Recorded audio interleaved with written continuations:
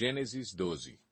Então o Senhor disse a Abrão: saia da sua terra, do meio dos seus parentes e da casa de seu pai, e vá para a terra que eu lhe mostrarei. Farei de você um grande povo e o abençoarei. Tornarei famoso o seu nome, e você será uma bênção. Abençoarei os que o abençoarem, e amaldiçoarei os que o amaldiçoarem.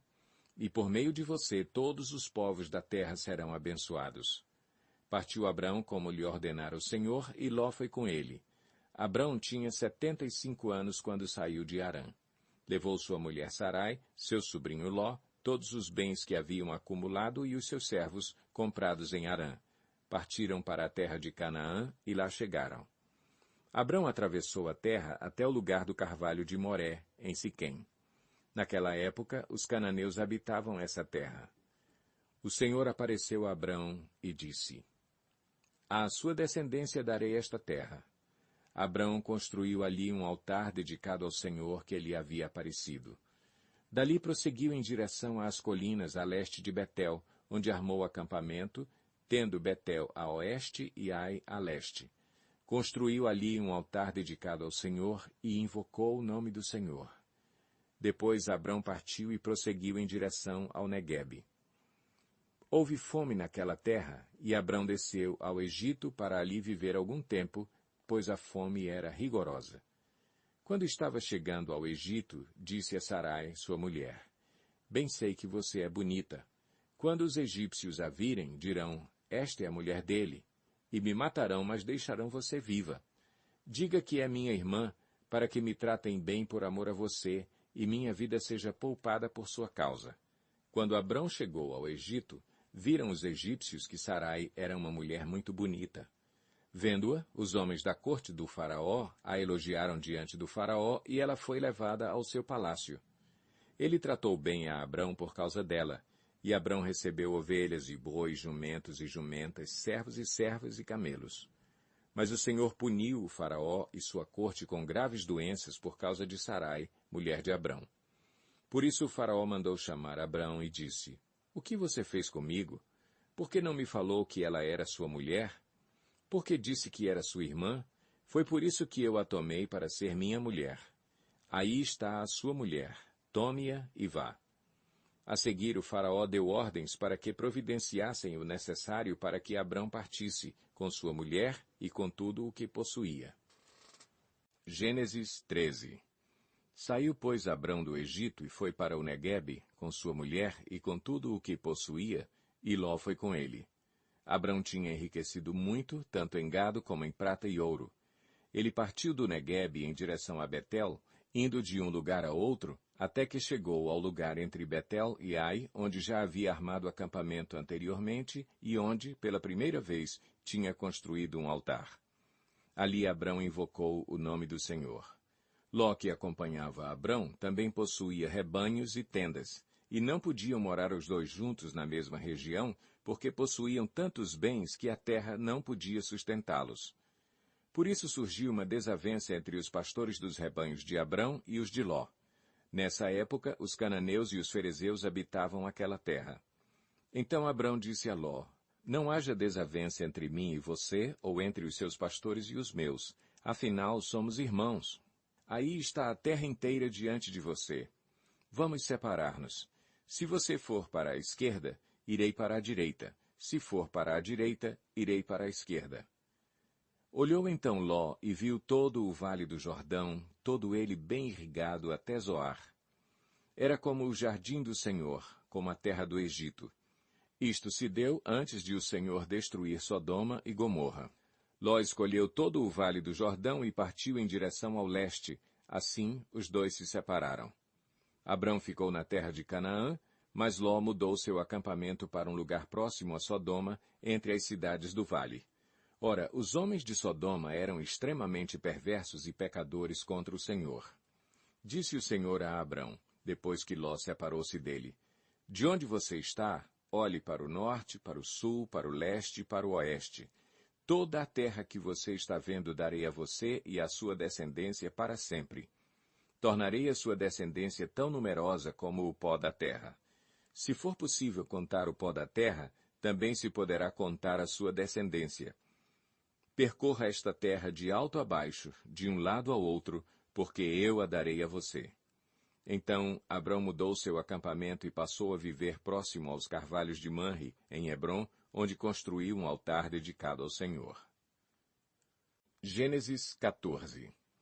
Naquela época, Anrafel, rei de Sinear, Arioque, rei de Elazar, Quedorlaomer, rei de Elão, e Tidal, rei de Goim, foram à guerra contra Bera, rei de Sodoma, contra Birsa, rei de Gomorra, contra Sinabe, rei de Adimá, contra Semeber, rei de Zeboim, e contra o rei de Belá, que é Zoar.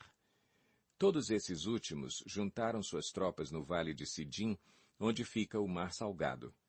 12 anos estiveram sujeitos a Quedorlaomer, mas no 13º ano se rebelaram.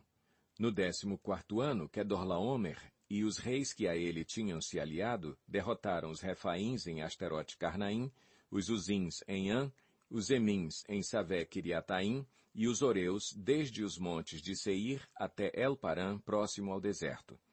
Depois voltaram e foram para En-Mispate, que é Cádiz, e conquistaram todo o território dos Amalequitas e dos amorreus que viviam em Azazon-Tamar.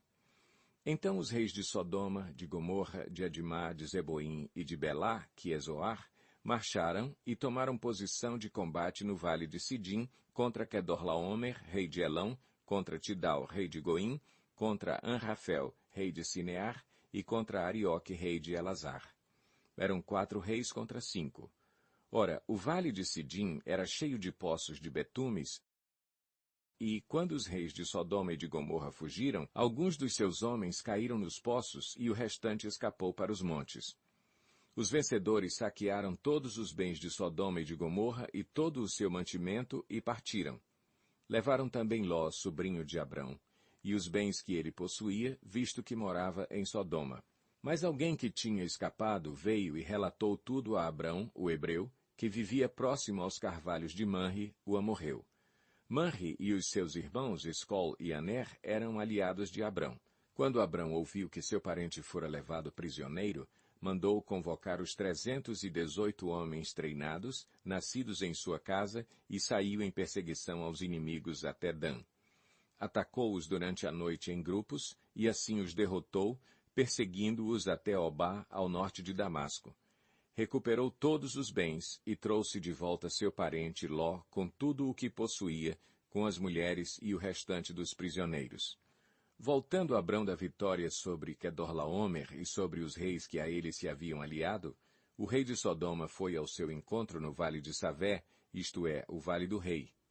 Então Melquisedeque, rei de Salém e sacerdote do Deus Altíssimo, trouxe pão e vinho e abençoou Abrão, dizendo: Bendito seja Abrão pelo Deus Altíssimo, Criador dos céus e da terra, e bendito seja o Deus Altíssimo que entregou seus inimigos em suas mãos.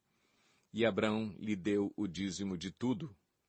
O rei de Sodoma disse a Abrão: Dê-me as pessoas e pode ficar com os bens. Mas Abrão respondeu ao rei de Sodoma: De mãos levantadas ao Senhor, o Deus Altíssimo, Criador dos céus e da terra, juro que não aceitarei nada do que lhe pertence, nem mesmo um cordão ou uma correia de sandália, para que você jamais venha a dizer, eu enriqueci Abrão. Nada aceitarei, a não ser o que os meus servos comeram e a porção pertencente a Aner, Escol e Manre, os quais me acompanharam, que eles recebam a sua porção. Mateus 5. Vendo as multidões, Jesus subiu ao monte e se assentou. Seus discípulos aproximaram-se dele e ele começou a ensiná-los, dizendo: Bem-aventurados os pobres em espírito, pois deles é o reino dos céus. Bem-aventurados os que choram, pois serão consolados. Bem-aventurados os humildes, pois eles receberão a terra por herança. Bem-aventurados os que têm fome e sede de justiça, pois serão satisfeitos. Bem-aventurados os misericordiosos, pois obterão misericórdia. Bem-aventurados os puros de coração, pois verão a Deus. Bem-aventurados os pacificadores, pois serão chamados filhos de Deus.